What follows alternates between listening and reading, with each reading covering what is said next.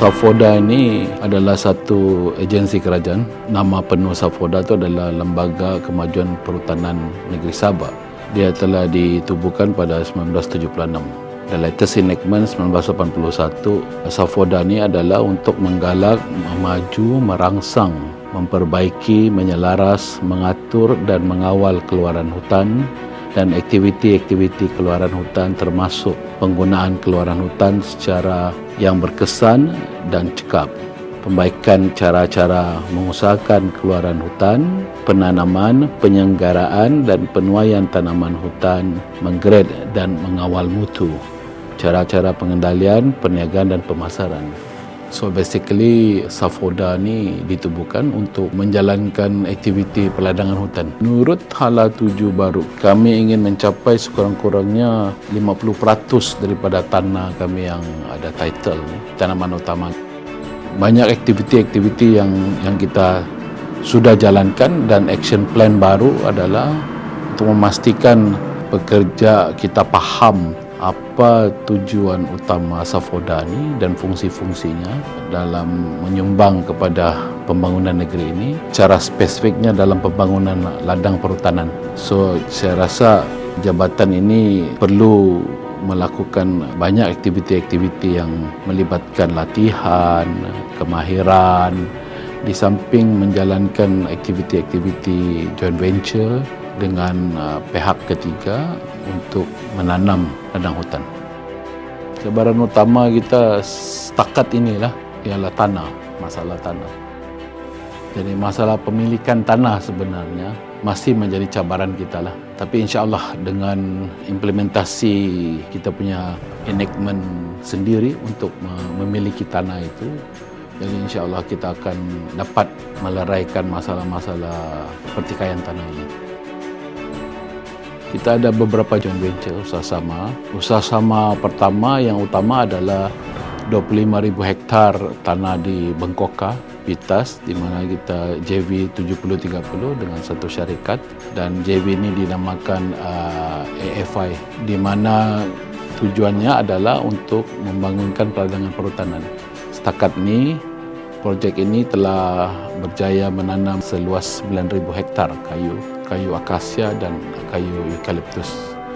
Di antara projek yang lain yang di dalam tangan kita adalah projek pembangunan ladang hutan akasia di Kota Belud, lebih kurang 1,500 hektar. Dan juga kita juga ada bangunkan peladangan hutan latex, iaitu balak getah, lebih kurang 1,000 di Lumat dan di Madahan.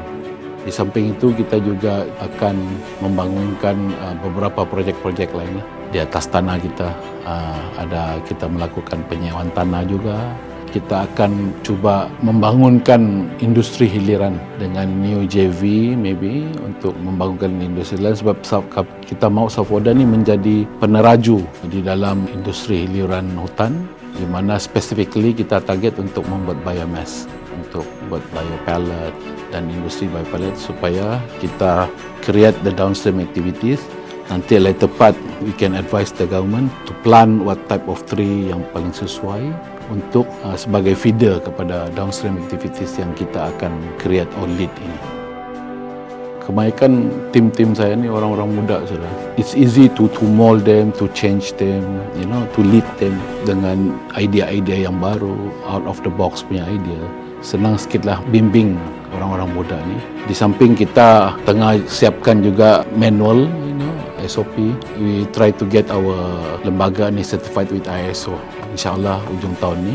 Jadi dengan adanya guideline dalam SOP-SOP itu, boleh digunakan untuk membimbing orang-orang baru sebagai rujukan, di samping menjadi rujukan utama lah untuk menjalankan segala aktiviti-aktiviti peladangan hutan di Safoda ini. Jadi saya rasa dengan adanya ISO, SOP, dengan adanya manpower, dengan adanya latihan yang mencukupi, saya rasa ini akan memudayakan kerja yang lebih mantap lah di kalangan pekerja-pekerja, terutamanya orang-orang yang baru join Safoda lah. Dan kompetensi-kompetensi yang diperlukan adalah pengalaman mereka lah di dalam menanam, menuai dan seterusnya memasarkan produk. Inilah kompetisi-kompetisi yang perlu ada di kalangan pekerja Safoda di samping disiplin sebagai pekerja, dan I think sekarang kita memupukkan semangat integriti itu. Bila dia mempunyai semangat ataupun nilai integriti yang tinggi, kita akan pastikan bahwa produktiviti itu akan terjamin.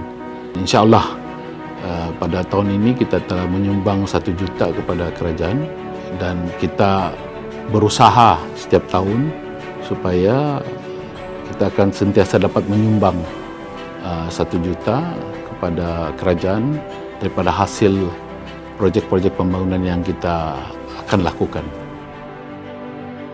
Kita akan cuba mengimplementasi enactment Safoda itu secara menyeluruh. Kalau sebelum ini kita ni menumpukan kepada perdagangan hutan peladangan hutan ITP. So the next step is Safoda should implement its enactment, di mana we should be the control governing bodies for the downstream activities. Safoda juga sepatutnya menggalakkan menjalankan aktiviti-aktiviti promosi dan juga pemasaran supaya aktiviti ini terkawal. Kita sebenarnya boleh menjadi penasihat kepada kerajaan mengenai polisi baru atau polisi lama yang perlu diperbaiki agar industri hiliran peladangan hutan ini dapat dimantapkan lagi dan dapat memenuhi inspirasi kerajaan di dalam merealisasikan kita punya Hala Tuju Sabah Maju Jaya. Antara action plan kita juga adalah kita akan membangunkan Eco Forest Park kita di Kinarut sebagai satu new tourist attraction yang dekat di Kota Kinabalu untuk memudahkan operasi ataupun aktiviti-aktiviti yang melibatkan pihak ketiga di luar. Kita cuba membangunkan portal Safoda. We want to go for fully digital lah, seperti yang disarankan oleh Setiausaha Kerajaan Negeri kita. Antara action plan long term kita adalah supaya Safoda ini menjadi driver utama untuk industri hiliran.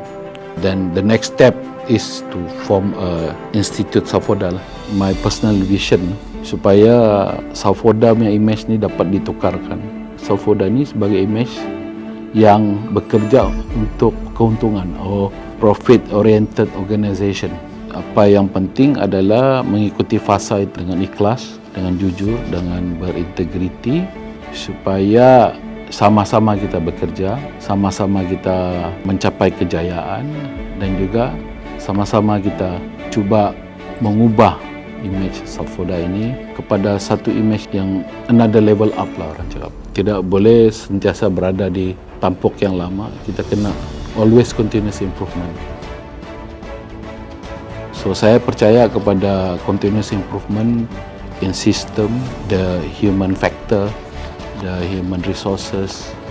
Harap Safoda akhirnya dapat menjalankan peranan yang paling penting sebenarnya dalam enactment adalah menjadi penasihat kepada kerajaan ke atas dasar-dasar dan polisi-polisi yang dapat membangun pembangunan ladang hutan ini secara amnya, dan juga dapat menasihatkan kerajaan secara keseluruhan mengenai downstream activities yang sesuai untuk negeri kita ini.